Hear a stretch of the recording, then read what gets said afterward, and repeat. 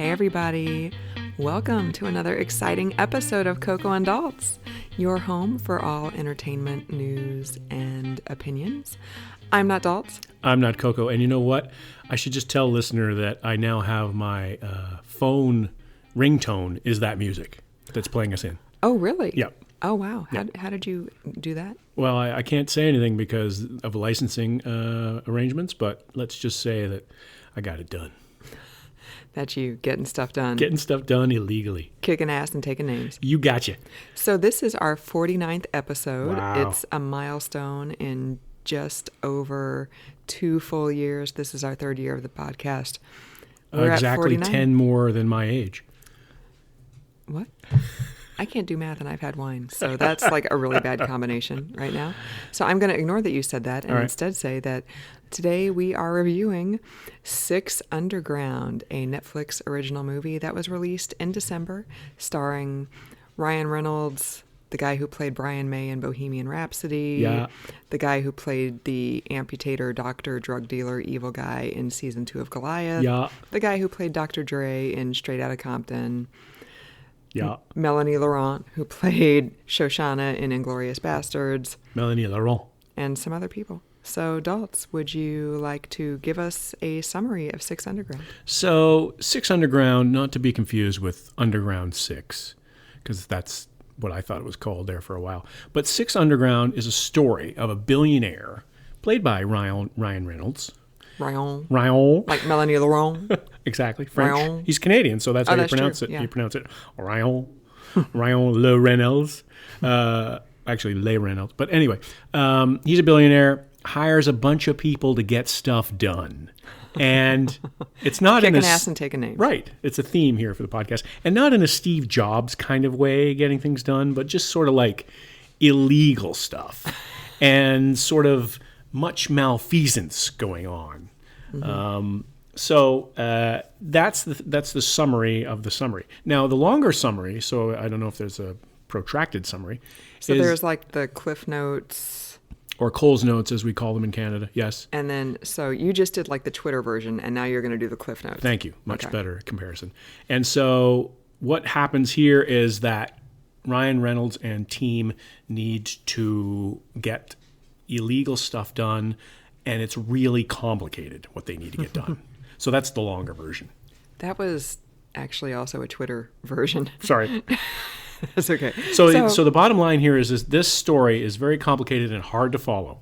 So segueing into your opinion on it, since you just kind of did that, what did you think of Six Underground? Oh, I thought it was great. I think it should get Best Picture Oscar nominations.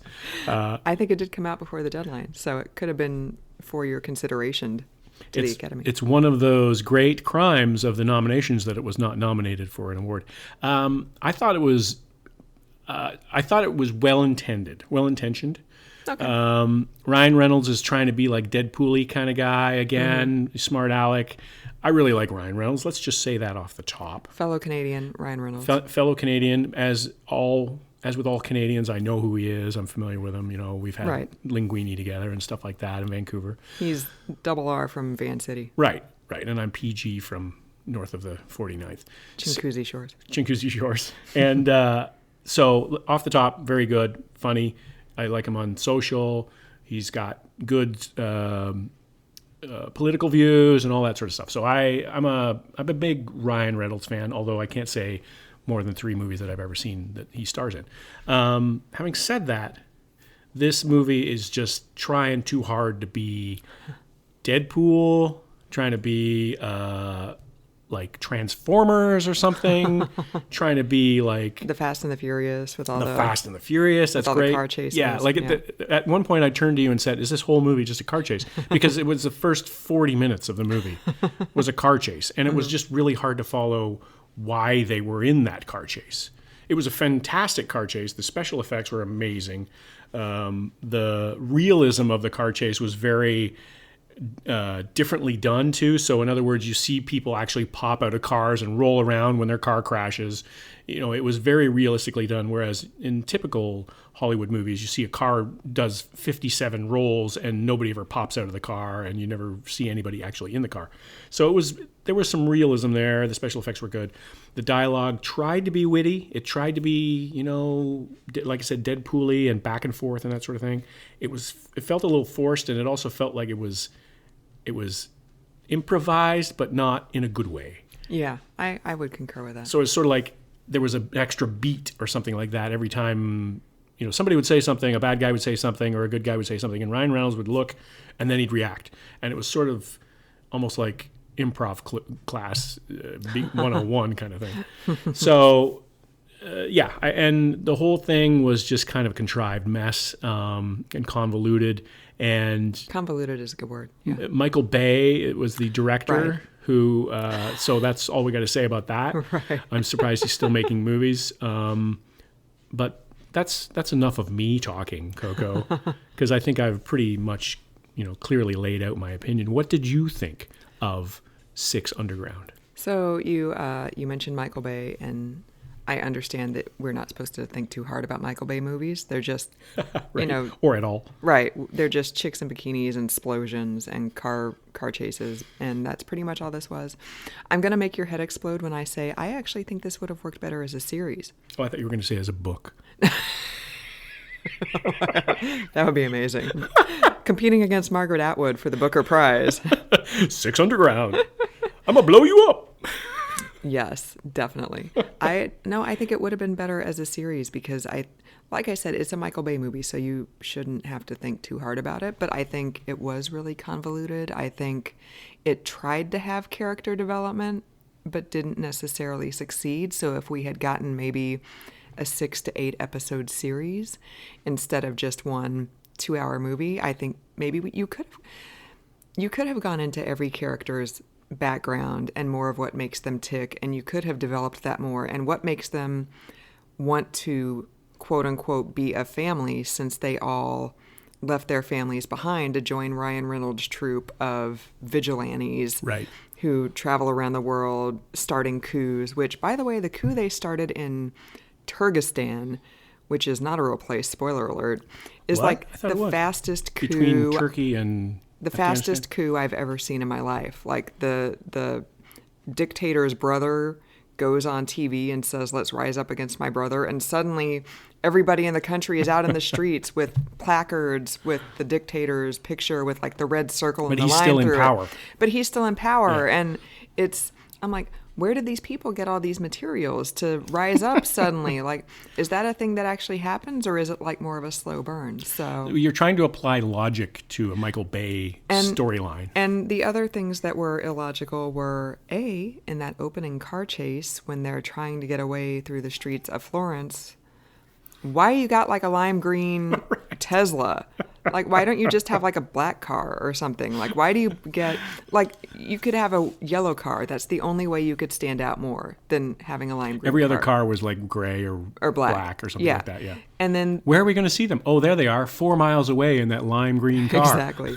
And then the other thing that made no sense was when they were facilitating the coup in Turkestan, the dictator, apparently when there are coup attempts, goes to a yacht, which he tried to say like, oh, it's like a safe house on the water. But I'm like, you are literally a sitting duck in a yacht during a coup attempt. Like, because all you got to do is like fly a plane overboard and boo, there's a missile and you're taken out. Like, you are not remotely safe on a yacht. So how does this make, I know it's a Michael Bay movie and I should just drink my wine and shut up. But I'm like, this just makes no sense. There were just like a lot of plot holes. That it's the same idea as running to the top of the building when somebody is chasing you. Right. It's like, where are you going to go? Right. Like they're gonna go off a floor or something like that. They're gonna go in there. It's like, oh, I can hear somebody upstairs, but maybe they went on the 17th floor. So why are you doing that? Now, having said that, I did think that the actors did the best they could with the material I think provided. The acting was actually pretty good. Yeah, and I would actually say that Ryan Reynolds was probably like one of the worst actors. Wow. Given that pool of talent. Because you've got the guy who played Brian May in Bohemian Rhapsody. Mm-hmm. Who was great. You've got the guy who played Dr. Dre in Straight Outta Compton. Who was great. You've got Melanie Laurent.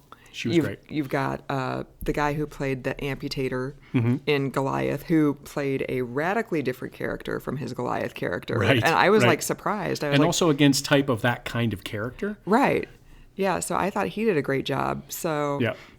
like, Ryan Reynolds is at best the 5th best actor in that troupe, because I feel like at this point I could probably name 4 movies that he's been in, and he's kind of been the same in every one of them, with like the witty quip and like the kind of side-eye look. And I don't know how much range he really has. Like, he's kind of found his niche and he does it really well, but I felt like all the other people did a better job. Well, he broadened those characters a little bit more, I think. Right. And at the end with him, I feel like they tried to do that. Yeah.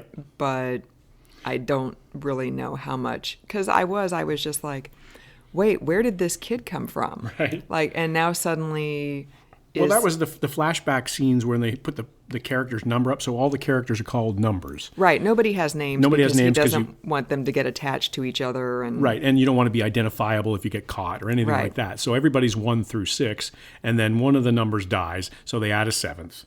And so that's sort of the launching point of this story. However, they do flash back to a little bit to find the origins of each one of these characters. And it's creatively done, but it's almost like over the top creatively done. Like they put the number on the screen and then they splash green paint across it. And it's kind of like somebody got a really good grant for doing graphics on this movie. And they're like, okay, we're going to spend all the money. And then they do a lot of this all over the movie. And it just kind of was really distracting. Like I like the spirit of trying to do things differently rather than scene to scene and fade, transition here, transition here. Like I like the idea of doing something different, but it just didn't work. And the time jumps were kind of a little bit They hard were to follow jarring. too. They were jarring. Because at the end, when the kid surfaces, I'm like, wait a minute, but I thought he just banged that chick 6 months ago. So how does he suddenly have like what's implied to be a toddler? Right. When he just, what? Yeah. So what you just said is kind of part of the reason why I thought it would work better as a series, because then not only... Or a book. Because then not only could they develop each of the characters more, but also you get... I mean, they're going around taking out bad people. Like, who doesn't have that vigilante fantasy? Like, Right. oh man, if only, like, I could do something to get rid of this person. And no consequences to them. Right, and no consequences whatsoever, because they've all faked their deaths. So they can disappear. Yeah, so they can completely disappear. Be anonymous, So you get like a 6 or 8 or even 10 episode series, they can take out like a different bad guy every series. Or they can spend like 2 episodes taking out a bad guy and then spend another 2 or 3 episodes taking out some kind of like corporate polluter or something. I didn't think of that, but I think you're absolutely correct. This would have been a better series, and then that way you would have been able to broaden the characters. So you have the intro, the pilot essentially, Right.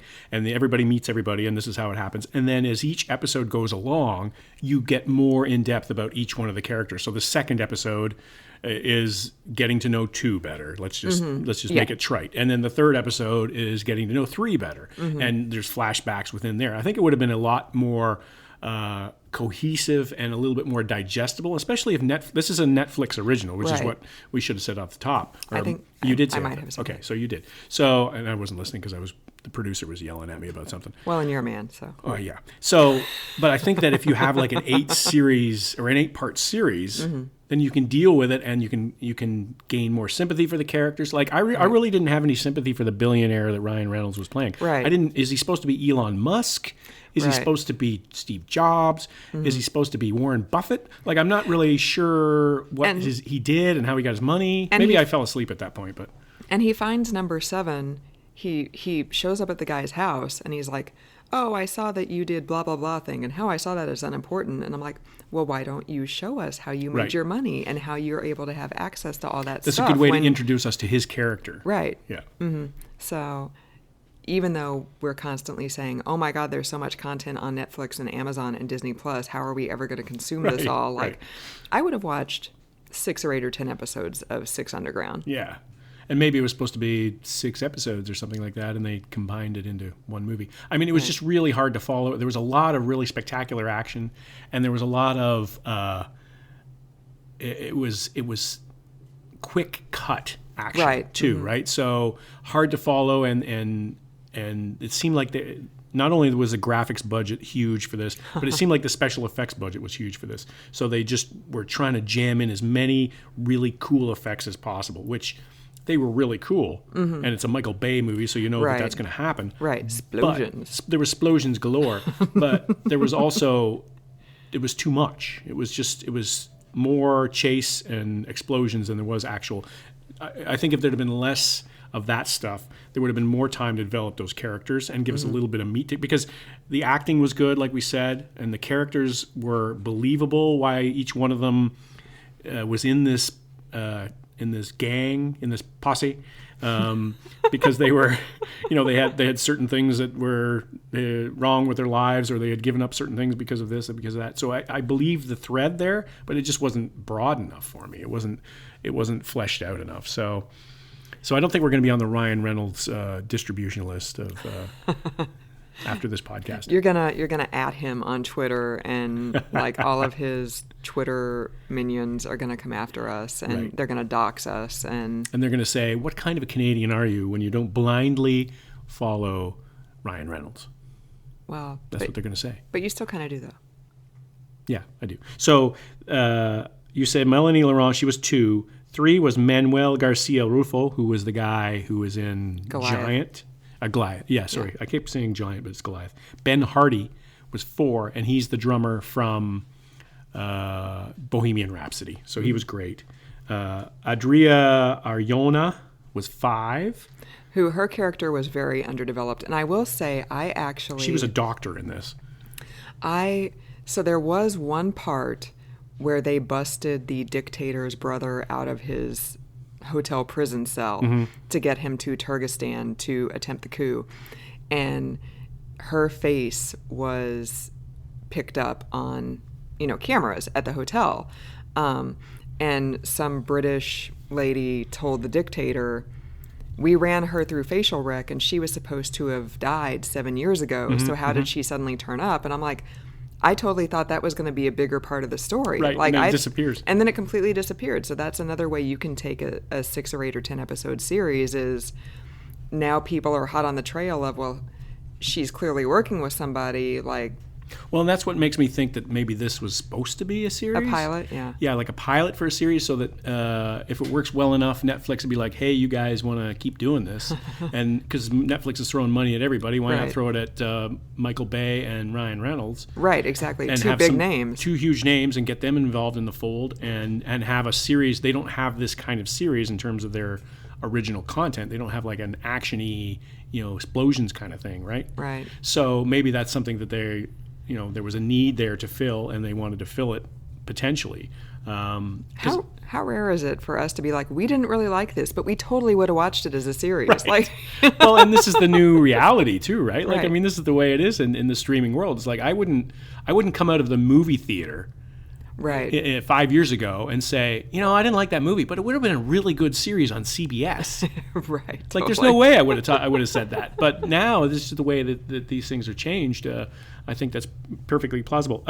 6 was Dave Franco, who was the driver, who 6 is no longer in the show. And then Corey Hawkins was 7. So he was the new guy come in to replace 6. And the bad guy was Leo Raz, who was Ravich Alimov, and he was the bad dude. So, and then there's a series of other guys in the movie, but it was not my favorite Netflix movie that we've seen. Let me just say that. Yeah. Michael Bay did not write it. It was Paul Wernick and Rhett Rees, who I've never heard of. Who maybe I should have heard of, but yeah, I mean, it was Deadpool. Those are Deadpool guys. Oh, okay. Well, so that explains a lot of that. Yeah, it was fine. I don't have to watch it again as just a movie. I'm not like, oh my God, I really wish I could get that 2 hours of my life back, but... And also you're not like, oh, I missed the symbolism of that. I need to watch it again in order to watch those scenes and see if they're smoking a cigarette in a certain way. Right. There's definitely movies where you're like, oh my God, there was so much... Like Widows. Like, I friggin' loved Widows. I would watch that movie again just because there's so much in there. Like, you missed so much on the first viewing. But this one, I'm like, yeah, whatever. It was what it was. And it was... a fine way to spend a Friday night, but I don't need to watch it again. And it was good enough. Yeah, exactly. It was good enough. So I'm looking through the Ryan Reynolds' oeuvre, and I'm trying to think of a movie to mention that would be legitimate, and I'm not seeing any. I've seen him in, that I can think of off the top of my head, Deadpool. Yeah. Definitely Maybe. And I believe it's called The Proposal, that one he did with Sandra Bullock, where she's the Canadian and he's the American, and she's they his try to boss, get some green card action going on there. And that was really funny. That would never happen in real life. No, not at all. You didn't have anchor babies or anything, so. No. I mean, I enjoyed. Well, I actually wasn't really a huge fan of Deadpool, but I liked him in Definitely Maybe and The Proposal. But I feel like in all of those, like I said, it's just kind of him doing the same wisecracking, deadpan stuff. It's funny because I'm looking at his movie filmography, I should say, and off the top I said that I liked him a lot and I really think he's great, but I can't think of a movie that I've seen that I like that he's in. I like his personality so much, and maybe he's a good-looking Canadian guy with a beard, and so I think that maybe we could be brothers in another life. Or you totally like could. That. Brothers from another mother. Yeah, brothers from another country. So I think that no, the same country. What are you talking about? No, never mind. But I think that it's almost like one of those factors where you get an actor whose persona is so big and so affable and so likable that you forget that he hasn't really been in any decent movies. Like, I mean, I remember him being in Van Wilder, the National Lampoon stuff, and that was just disgusting. Like, I watched that and I was like, this is awful. But I liked him. Like, he was really engaging. And wasn't he in, like, Two Guys, a Girl, in a Pizza Place and like 20 years ago in the late 90s? Yeah, and so the movie that I'm surprised you didn't mention that he's in is Green Lantern, because I know you're hugely into the superhero movies. I have never seen Green Lantern. And you and what, 200 million other people? Right, yeah, because it was supposed to be really awful. Yeah. So I never saw that. Was he in Fantastic Four too? Or no, that was Chris Evans. That was You're getting your foreign guys mixed up. No, Chris Evans is from Boston. Oh, I'm getting the foreign guys mixed up. Because Daltz is on beer number 3. Yes, you must know the truth behind the scenes. So, got anything else to say about Six Underground Daltz? No, I think if you're looking for something on Netflix, you could probably pass on this one. I think this is a pass. What do you say? Yeah, I'd say it's a pass. I mean, if you just want like a mindless couple hours without... I know we said it was convoluted and hard to follow, but if you really just want to not pay a whole lot of attention and just watch people get decapitated and car chases and stuff... And it's pretty graphic, too. Like, forewarning there. There's definitely a lot of... There's up close stuff, There's like the guy loses his head, and then you get to see the stump and that sort of thing. Like that's not a happy moment. You're not going to watch that when you're eating spaghetti or something like that. I don't recommend it. So it was fine. It was fine. I think it was decent action. Like I said, I wouldn't recommend it, and I think that it was not the finest moment in Netflix history. Let's put it that way. Or in Canadian history. Well, now let's not put this on a whole country. They produced one guy who was in it, but that doesn't mean they take the blame for it. That's true. Brian May is also in it, and we're not slagging off England. Right. So there we go. Exactly. Ben Hardy. Right. So I think that's it. I think that's it. So they're playing us off. They're playing us off again. Oh, so, man. I love this song. Ringtone. So for another episode of Coco and Daltz, I'm not Daltz. And I'm not Coco. Thanks for joining us.